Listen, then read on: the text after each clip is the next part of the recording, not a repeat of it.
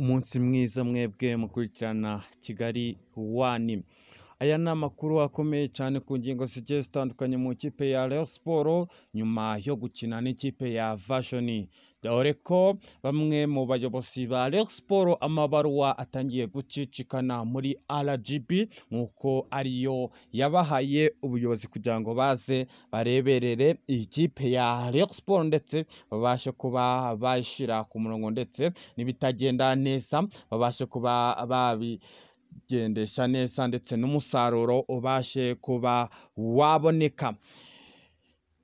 Biragayitse rero kubona ikipe ya Rayon Sport yayoboye shampiyona iminsi ikabakaba 20 ariko ku mikino mikeya cyane, imikino igera muri 3 akaba ariyo ikipe ya Rayon Sport itakajemo igikombe kandi yarayoboye urutonde rwa shampiyona rw'agateganyo n'amanota meza cyane rwose, ariko ukabona ko itakaje iki gikombe ndetse ibi ngibi bikaba bigiye kugira ingaruka kuri ikipe ya Rayon Sport.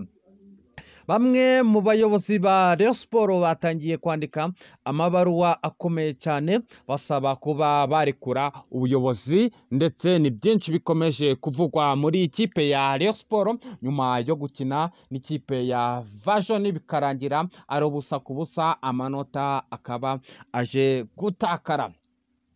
Bamwe mu bafana ba Rayon Sport bakomeje kwikoma umukeba, ni byinshi bagiye batangaza ndetse turaza kugaruka mu gura n'igurisha rigiye kuba ryakurikiraho nyuma ya shampiyona ndetse nuko bari gutegura imikino igiye kuba yakurikira. Ni Kigali One ikomeje kubagezaho amakuru yizewe kandi azira ibihuha. Wibuka kudushyigikira ukanda subscribe ndetse kandi ukibuka no gukanda kunzogera kugira ngo utaja ucikanwa n'amakuru y'imikino tugenda tubategurira umunsi ku munsi. Amahirwe rero n'imigisha ikomeze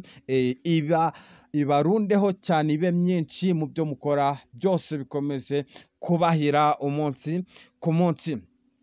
Ikipe ya Rayon Sport ubwo yakinaga n'ikipe ya Vision igice cya mbere cyarangiye ari ubusa ku busa, mu gihe kandi n'igice cya kabiri nacyo cyarangiye ikipe ya Rayon Sport ibuzemo igitego ndetse n'ikipe ya Vision. Ibi bintu byarangiye isura ibaye iyindi sura nshya itarigeze iboneka muri ikipe ya Rayon Sport, itakaza amanota 3 yarabasha kuba yayigeza ku gikombe byibuze ku mukino wa nyuma wa finali, ikaza gukina imeze neza, ariko ibintu byaje kurangira nabi rero itakaje aya manota bituma ibintu biba bibi. Bamwe mu bayobozi ba Rayon Sport nyuma y'uyu mukino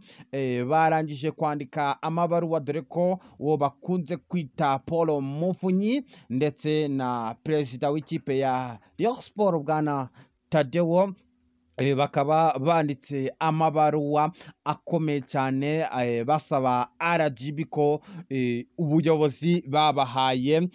batakibushoboye, ahubwo basezeye inshingano zabo, dore ko ngo uyu perezida wa Rayon Sport ubwo yakinaga n'ikipe ya Bugesera amaze kubona yuko amanota yatakaje, yavuze amagambo akomeye cyane avuga yuko ikipe ya Rayon Sport agiye kwisezera kuko arambiwe n'agasuzuguro ndetse ubuyobozi yahawe na RGB bukaba bwaratangiye kwivangamo n'abandi bayobozi ba siporo bakamutegeka ibyo akwiye gukora, ndetse n'imyanzuro afashe imwe n'imwe bakabasha kuba bayiteza agaciro kayo. Nyamara ibi bintu byahinduye isura nshya ndetse birababaje ndetse bikanagayika kuba iyi kipe ya Rayon Sport yayoboye shampiyona iminsi ikabakaba 20 ariko iminsi igera muri 3 gusa akaba ariyo itakajemo iki gikombe cya shampiyona, igikombe cyari gikenewe cyane nyuma y'uko igikombe cy'amahoro cyatakaye nabwo, none ibintu bikaba birangiye iyi kipe ya Rayon Sport ibuze ibikombe habe na kimwe. ubuyobozi bwa Rayon Sport bwavuze ko rwose ibintu bibaye bibi, ndetse batangaza amagambo akomeye bavuga ko ibi bintu bigomba guhinduka mu wundi mwaka, kuko ibikombe bibiri kuba bibacitse ni ikibazo gikomeye cyane, ndetse bamwe mu bafana agahinda kabaye kenshi, ni agahinda gakomeye cyane nyuma yo gutakaza iki gikombe cya shampiyona. Igura n'igurisha rero uko byifashe nuko Muhire Keve hari ikipe yamubengutse ashobora kuba yerekezamo, ndetse n'uwo bakunze kwita Nsabimana Aimable ndetse na Ombolenga Fitima bakaba bashobora kwerekeza hano mu kipe ya APR, akaba ari uko byifashe. Ni Kigali One ikomeje kukugezaho amakuru yizewe kandi azira ibihuha, wibuka kudushyigikira ukanda subscribe, ndetse kandi ukibuka no gukanda ku nzogera kugira ngo utajucikanwa n'amakuru y'imikino tugenda tuba